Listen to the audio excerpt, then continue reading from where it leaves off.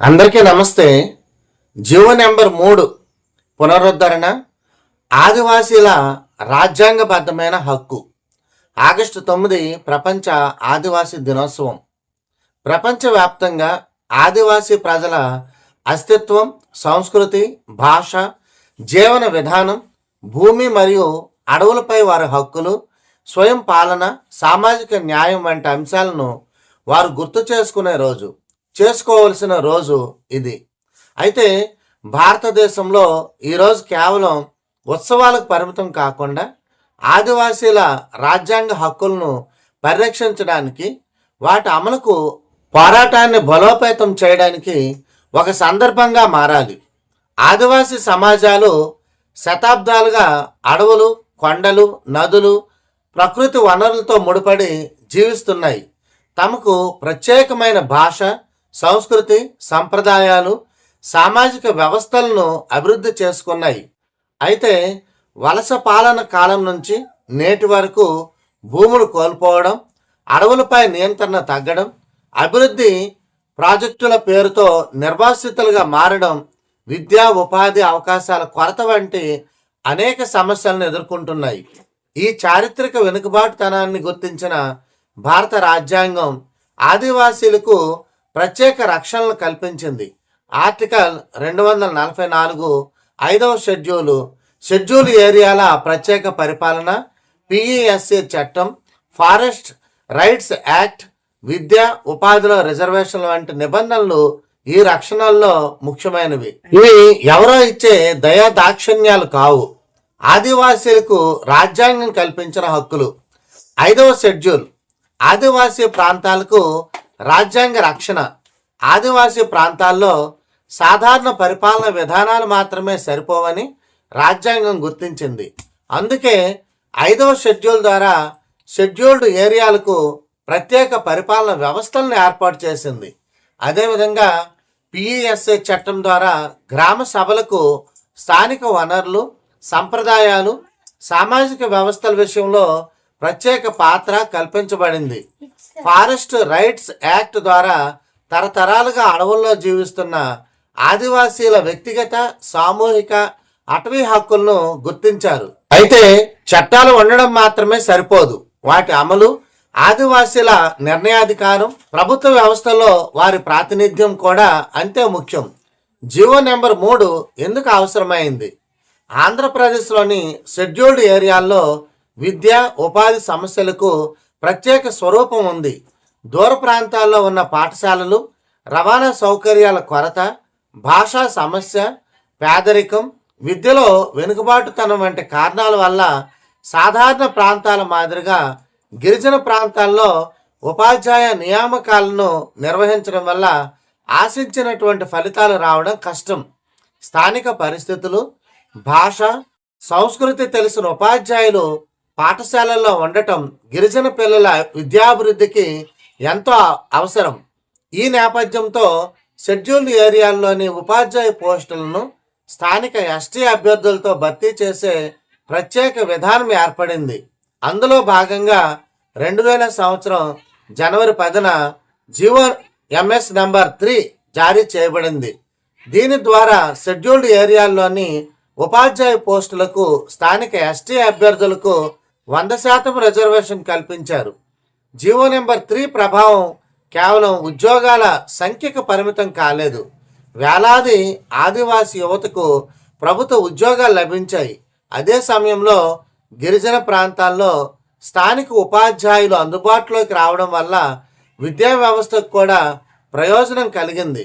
ఒక ఆదివాసీ యువకుడు ఉపాధ్యాయుడిగా ఉద్యోగం పొందడం అంటే ఒక కుటుంబానికి ఆర్థిక భద్రత రావడమే కాదు, ఒక గ్రామంలో విద్యపై విశ్వాసం పెరగడం, పిల్లలకు స్థానికంగా ఆదర్శం ఏర్పడడం, సమాజంలో కొత్త నాయకత్వం ఎదగడం కూడా.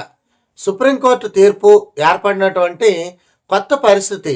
2020 ఏప్రిల్ 22న సుప్రీంకోర్టు రాజ్యాంగ ధర్మాసనం Chebrolu Leela Prasadarao and others versus state of Andhra Pradesh కేసులో తీర్పు ఇచ్చింది. షెడ్యూల్డ్ ఏరియాల్లోని ఉపాధ్యాయ పోస్టులకు 100% రిజర్వేషన్ కల్పించడం రాజ్యాంగంలోని సమానత్వ సూత్రాలకు అనుగుణంగా లేదని కోర్టు పేర్కొని జీవో నెంబర్ 3లోని ఆ నిబంధనలను రద్దు చేసింది. ఈ తీర్పు తర్వాత జీవో నెంబర్ 3 అమల్లోకి లేకపోవడంతో ఆదివాసీ యువతకు ప్రభుత్వ ఉద్యోగాల్లో గతంలో ఉన్నటువంటి ప్రత్యేక అవకాశం దెబ్బతింది. అయితే ఇక్కడ ప్రధానంగా గుర్తించాల్సిన విషయం ఒకటి ఉంది. జీవో నెంబర్ 3లోని 100% రిజర్వేషన్ చట్టపరంగా చెల్లదని తీర్పు రావడం ఒక విషయం అయితే, షెడ్యూల్డ్ ఏరియాల్లో ఆదివాసీలకు ప్రత్యేక విద్య, ఉపాధి, రక్షణ అవసరం లేదని చెప్పడం మరో విషయం. రెండింటిని ఒకటిగా చూడకూడదు.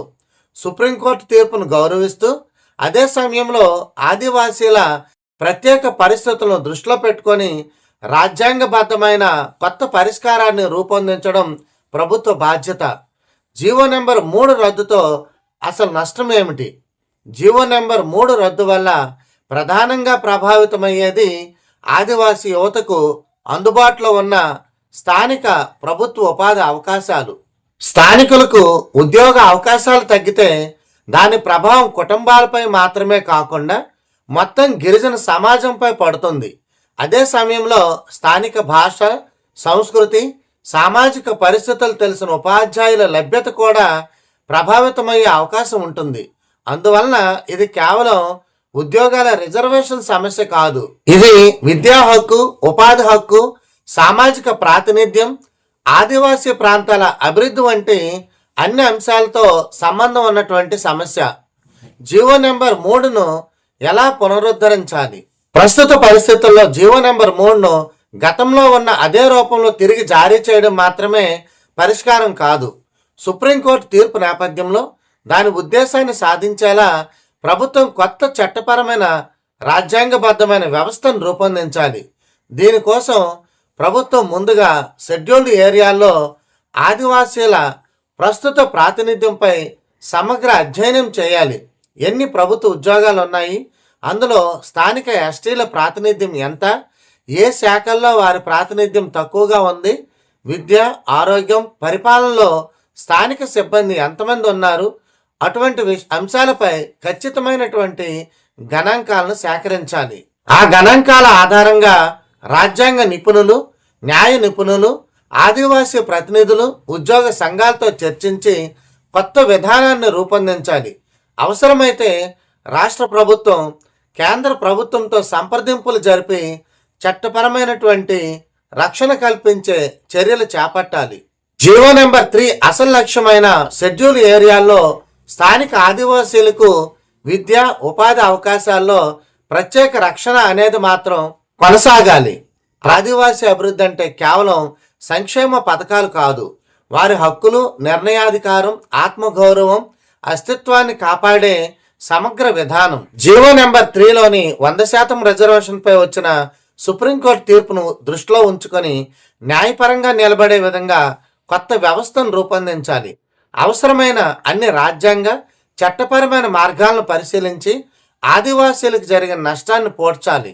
ఆగస్టు 9 ఆదివాసీ దినోత్సవం సందర్భంగా ఆదివాసీలను స్మరించుకోవడం మాత్రమే కాదు, వారి హక్కుల కోసం నిలబడడం మనందరి యొక్క బాధ్యత. జీవో నెంబర్ 3 రద్దయిన తర్వాత సమస్య ముగియలేదు, సరికొత్త సమస్య మొదలైంది. దాని వెనుక ఉన్న ఆదివాసీల విద్యా, ఉపాధి, స్థానిక ప్రాతినిధ్యం, సామాజిక న్యాయం అనే ప్రశ్నలు ఇంకా మన ముందే ఉన్నాయి.